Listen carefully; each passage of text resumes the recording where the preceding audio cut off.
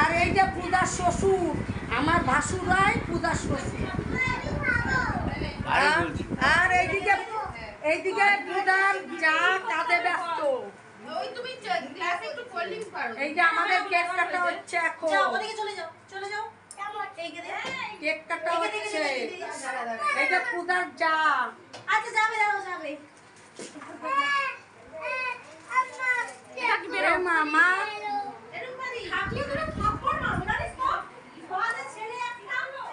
আর এই যে পূজার জায়ের ঘরে ঢুকলাম। এই যে পূজার জায়ের ঘর সব এটা একটু নিচ্ছি। এই যে পূজার জায়ের ঘর, এখানে লাইটটা একটু কম আছে।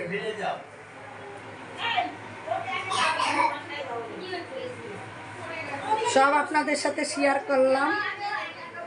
পূজার বার্থডে, ওর বাড়িতে আসলাম। এই যে জায়ের ঘর, সেটাও শেয়ার করলাম আপনাদের সাথে।